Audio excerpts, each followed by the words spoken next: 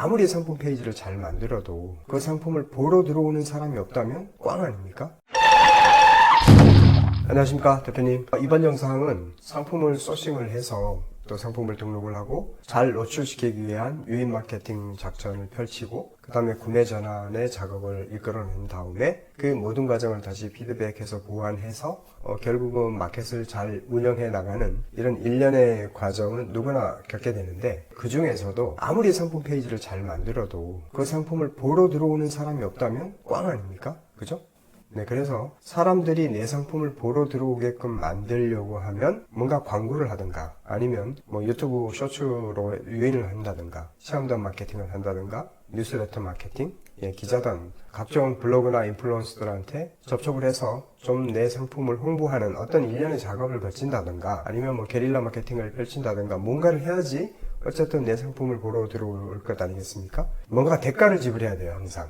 외부의 인플루언서한테 내 상품을 좀 표현해 달라, 또는 뭐 사진을 찍어서 올려달라, 아니면 링크를 좀 실어달라, 뭐 등등의 많은 방법을 쓰죠. 그러니까 아무래도 좀 농도가, 밀도가 높은 것은 내 상품에 대한 소개가 충분하고 좀 더 자연스러우면서도 좀 더 퀄리티 높은 소개가 있을 것이고, 그 상품이 되게 매력적이다 라고 느끼게 하려면 작업의 퀄이 좋아야 되고, 그러려면 반대급부의 비용이 많이 소비가 되죠. 근데 이제 곽설하고 오늘은 어떤 상품을 소싱을 하고 상품을 등록을 하고 잘 노출하고 그리고 그 상품을 잘 팔려면, 그 구매 전환을 일으키려면 결국은 모든 부분에 기획이 들어가야 된다, 이런 부분을 굉장히 절실하게 느끼고 그걸 이제 여러 번 강조를 해도 사람들이 체감을 못하는 경우가 상당히 많은 것 같아요. 판매의 위너는 그런 기획이 승리한다. 그러니까 모든 부분에 생각이 들어야 되고요. 이 소싱이라는 그 행위의 자체는 시장 조사와 상품 분석이 반드시 동반이 되는데,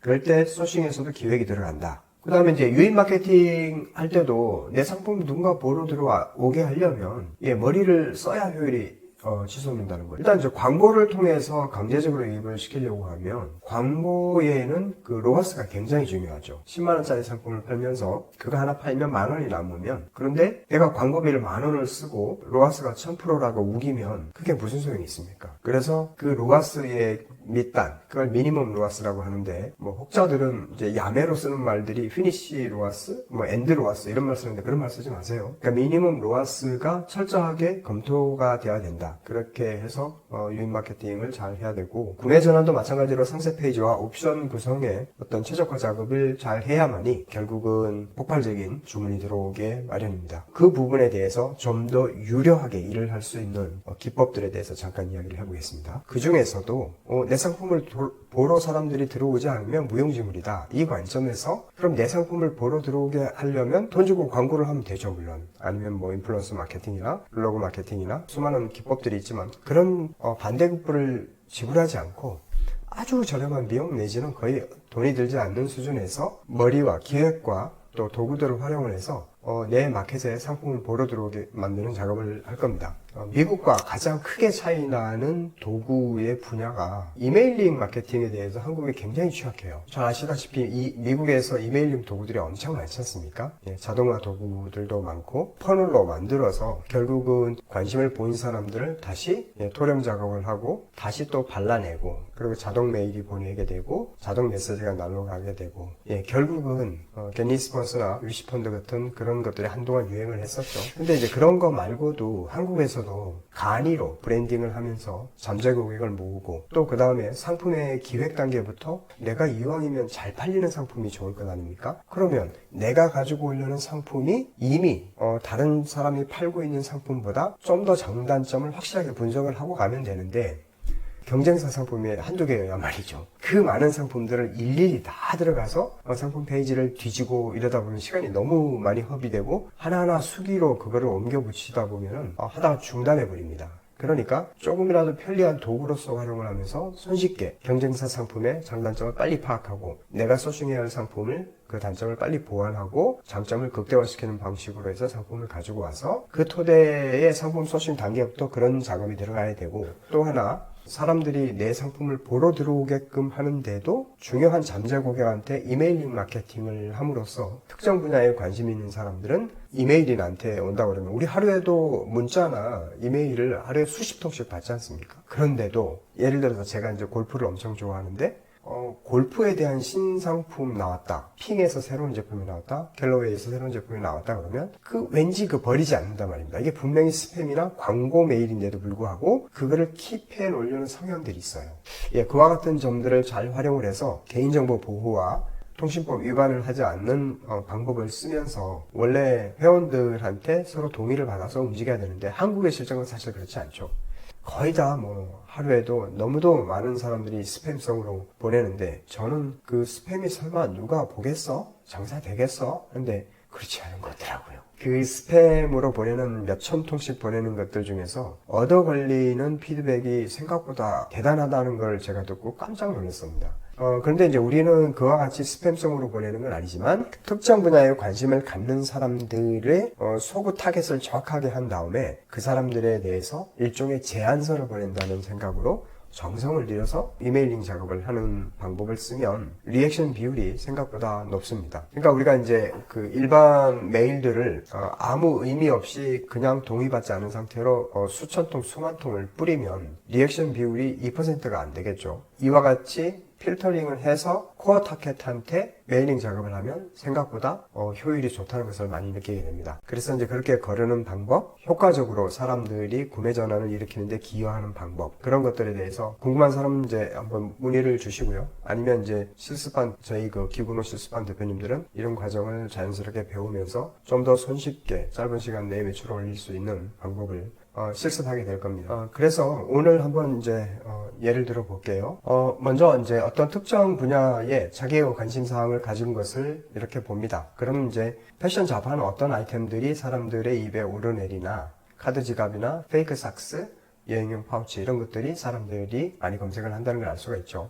페이크 삭스다 그러면 페이크 삭스를 클릭을 해볼게요. 추세가 어떤지. 지금 이제 현재는 추세가 아주 좋습니다. 그럼 페이크 삭스를 내가 소싱을 한다고 하면 그러면 수많은 페이크 삭스 중에서 내 상품이 기존에 있는 상품과 뭔가 다르다는 것을 차별화 포인트를 둬야 되잖아요. 예, 그러려면 기존의 상품이 어떤 점에 장점이 있고 어떤 점이 미진한지를 파악을 해야 되죠. 그러면 이렇게 해볼게요. 쿠팡에 가서 페이크 삭스를 검색을 했습니다. 네, 그럼 이제 여러 아이템들이 나오죠. 자, 이와 같은 아이템이 나왔다고 쳐요. 그러면 이런 아이템을 해외에서 소싱을 해오면 되는데 무봉제로 해서 이 아이템을 가져오면 될 것 같습니다. 그러니까 10켤레에 11,900원이고 우리가 1688이나 중국의 제조공장에 가면 말도 안 되게 싸게 상품을 소싱할 수가 있죠. 네, 이와 같은 아이템이라고 이제 우리가 찾았으면 그럼 이 아이템의 장점은 뭐고 단점은 뭘까? 여기 이제 727개의 이제 상품평이 있죠. 네, 이럴 경우에 이 페이지에 프로덕트 번호를 복사를 합니다. 리뷰 수집기에 가서 넣고 한 200개 정도만 리뷰를 수집을 해보겠습니다. 내용이 있는 리뷰만 수집. 그러면 이제 크롤링을 시작을 해서 이 아이템에 대해서 이제 크롤링을 하겠다고 띄우죠. 네, 띄우고 그다음에 이 아이템이 크롤링이 시작이 됩니다. 이렇게. 그럼 이제 리뷰를 쫙 빨아당기죠.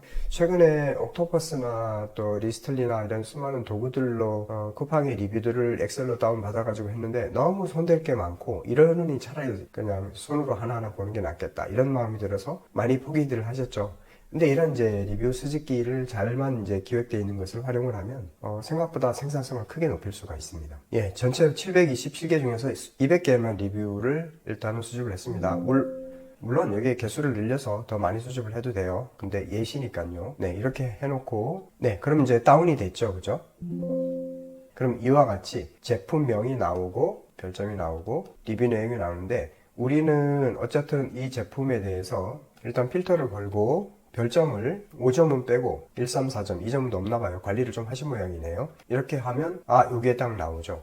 그러면 이제 여기에 있는 상품들을 이렇게 드래그 복사를 하시고요. 클로우드에 갑니다. 클로우드에 가서 여기에서 쿠팡의 고객 리뷰를 5가지만 요약해줘 해놓고 어포스트로피 이렇게 해서 다운표를 해서 자 여기에서 보니까 당연히 분명히 단점을 요약해줘 라고 말하지 않았는데 여기서는 전반적으로 제품에 대한 평가는 이제 혼합적인데 사이즈와 내구성 면에서 개선이 필요해 보인다.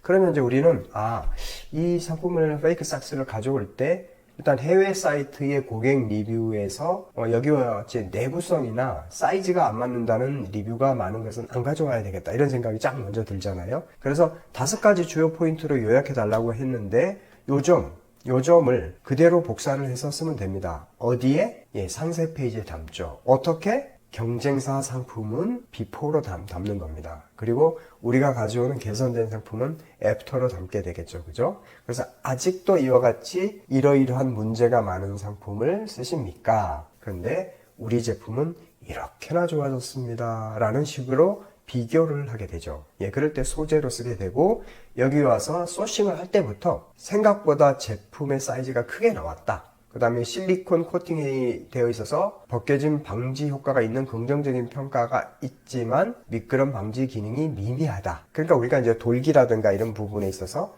미끄럼 방지 기능이 제대로 되어 있는지를 해외 판매자하고 소통을 할 때 체크를 해야 되겠죠. 더 신이 밖으로 보이는 문제가 있다.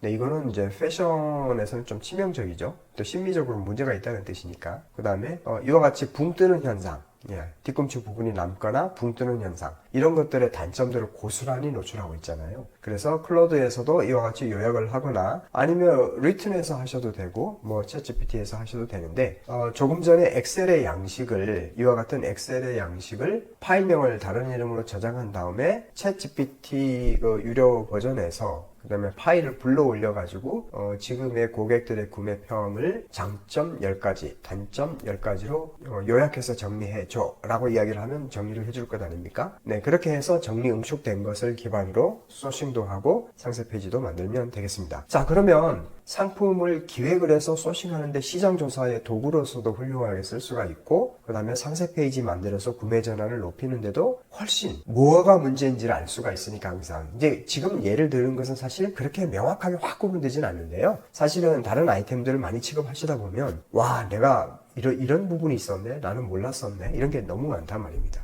그러니까 그런 부분을 체크해내는데, 발라내는데 너무너무나 좋다. 네, 그래서 고객의 리뷰 평점을 분석하는 방법은 하나하나 손뜸 뜨듯이 인형 눈알 받기 하듯이 그렇게 수동으로 하지 마시고 간단한 도구들을 써서 확실하게 빠르게 진행하는 게 유리하다, 이걸 말씀을 드리고요. 그리고 또 하나, 좋다, 그렇다면 페이크 삭스에 대해서 사람들이 검색도 많이 하고 추세도 우상향으로 좋다는 걸 알겠어. 그러면 이 잠재 고객들은 어떻게 발라낼 수가 있을까? 이러면 이제 우리는 페이크 삭스에 많이 언급한, 그러니까 이제 여성 패션 어떤 커뮤니티들 있잖아요. 예, 그런 데들에 가서 페이크 삭스에 대해서 언급한 사람들 위주로 아이디를 추출하면 되겠죠. 근데 아이디를 추출하는 행위 자체가 불법은 아닙니다. 크롤링 하는 것 자체는 불법이 아닌데 그걸 활용해서 상업적으로 다른데 판다든가 아니면 허락 없이 전송한다든가 이런 것들이 문제가 되죠. 그래서 이제 처음에는 앞에 광고를 붙여서 제목을 충분하게 써서 들어가고 안에 내용은 제한하듯이, 충실하게 제한하듯이 그렇게 표현하는 게 훨씬 좋습니다. 그렇게 하고 개인정보 동의를 받은 사람은 향후에 광고를 붙이지 않고 나의 카카오 채널이나 이런 데서 들어온 사람들은 그 다음에 프로모션용으로 쓸 수가 있겠죠. 패션을 취급하는 한. 그래서 이제 동대문의 신상마켓이나 아니면 뭐 디젤 매니아나 또 패션과 관련된 수많은 커뮤니티들, 뭐 딜공이나 그 구매대행 같은데 그런 데들을 찾아서 그 페이크 삭스를 언급한 사람들을 상대로 코어 마케팅을 진행할 수가 있는 것이죠. 좀 더 명확하게 이해하기 좋게 말씀을 드리면 아이폰 16이 나왔어요. 그러면 아이폰 16이 나왔지만 중고나라에서 아이폰 16을 언급한 사람들만 이제 엑셀로 다운받아가지고 그 사람들을 컨트롤 F를 눌러가지고 아이폰 16을 쳐서 아이디를 추출할 수도 있지만 그렇게 이제 수고로움을 드릴 필요 없이도 사실은 어떤 디지털 매니아들이 모여있는 그런 커뮤니티에 특히 아이폰 유저들이 모여있는 곳이 좋겠죠. 예를 들어서 한번 볼까요? 네이버 카페에 아이폰이라고 이렇게 검색을 하면 아이폰과 아이패드, 애플워치 같은 것을 좋아하는 사람들의 모임, 아사모라고 있네요. 예, 맥 쓰는 사람들도 있고요. 뭐 여러 가지 있겠죠. 근데 이게 수인 걸 보면 회원들이 굉장히 많은 것으로 보입니다. 그럼 여기 있는 사람들은 기본적으로 맥이나 아이패드나 아이폰에 대해서 굉장히 우호적인 생각을 하고 있는 사람들이죠. 그렇다면 아이폰 16 케이스를 한번 복사를 해서 타오바오에서도 이렇게 검색을 하면 이 아이템이 굉장히 지금 사람들한테 각광을 받고 있고 49위안 정도 되죠. 이걸 그냥 윈들리에 추가를 시켜서 간편하게 수집을 하셔서 작업을 하면 되는데 어쨌든 우리의 작전은 이와 같은 아이템들을 소싱을 한다 이거예요. 그러면 소싱이야 누구나 할 수 있죠.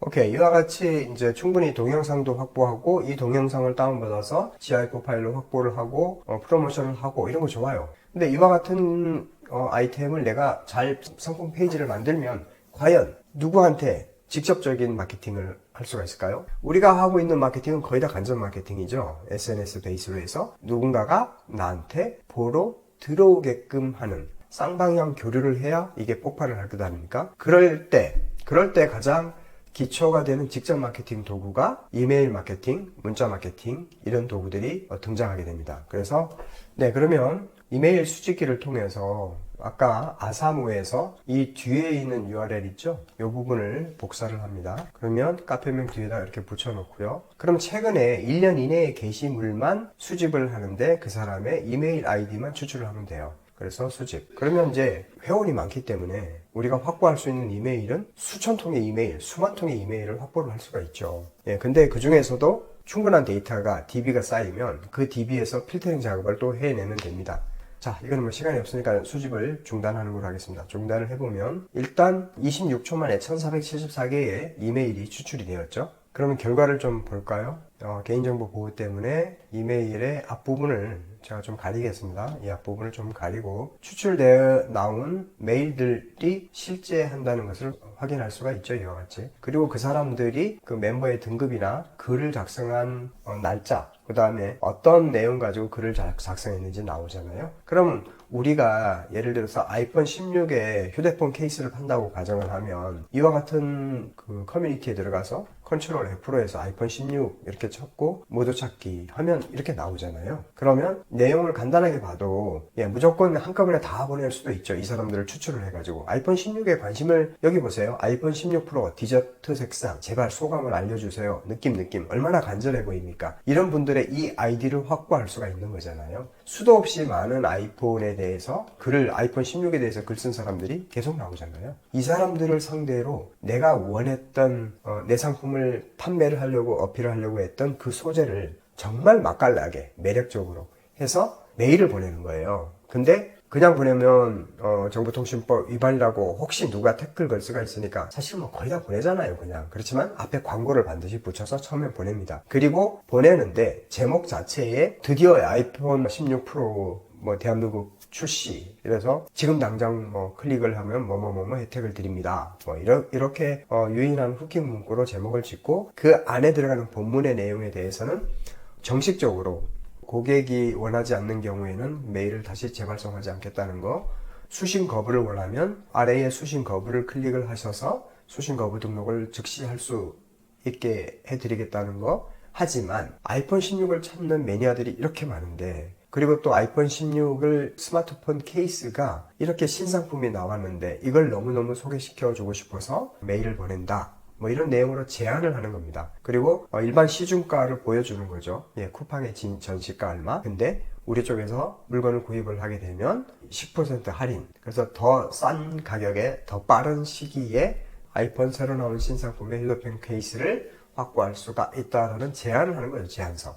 원치 않으면 지우셔도 됩니다. 이렇게 하고요. 그리고 이제 이메일링 마케팅은 거의 다 경계선상에 다 있어요.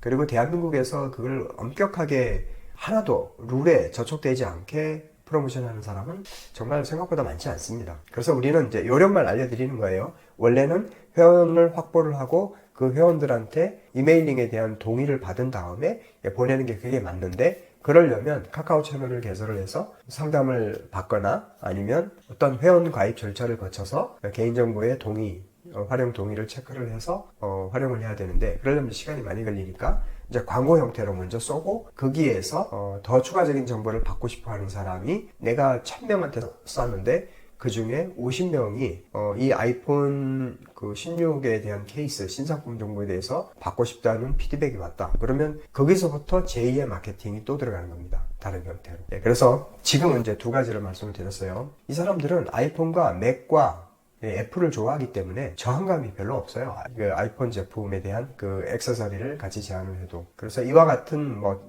패션이면 패션, 그 다음에 전자기기, 이어폰이면 이어폰, 그 다음에 골프면 골프, 어떤 뭐 패러글라이딩은 패러글라이딩, 낚시면 낚시. 수도 없이 한국의 어떤 특정 분야에 관심을 가지고 커뮤니티를 운영하는 사람들이 많고, 그 커뮤니티마다 반드시 필요한 도구와 장비 이런 것들은 넘쳐나기 때문에 우리가 아이템을 소싱을 해서 이와 같이 잠재 고객을 추출하는 데는 이메일 수집기가 굉장히 유용하게 활용이 될 수가 있습니다. 이런 것들도 역시 이제 저희 이제 실습반에서는 이거 활용을 하게 될 텐데요. 더 이제 알고 싶은 분은 문의해 주시면 제가 친절하게 좀 설명을 해드리도록 하겠습니다. 잘 아셨죠? 예. 그래서 오늘은 두 가지. 하나는 크롤러를 통해서 쿠팡의 리뷰를 확보를 하고, 네이버 리뷰를 확보하는 앱들은 있잖아요. 네이버 스마트 스토어. 근데 그거 말고 쿠팡의 리뷰가 정말 중요하잖아요. 근데 쿠팡의 리뷰를 확보하는 방법, 그 다음에 잠재 고객을 발굴하고 양육을 하기 위해서 코어 타겟을 세팅하기 위한 이메일링 확보법. 네, 이 두 가지에 대해서 오늘 소개를 해봤습니다. 아마 도움이 되셨을 것이고요. 좀 더 깊이 있는 공부를 한번 해보면서 어떻게 하는지 알고 싶은 분은 또 연락 주세요. 네, 고맙습니다. 감사합니다.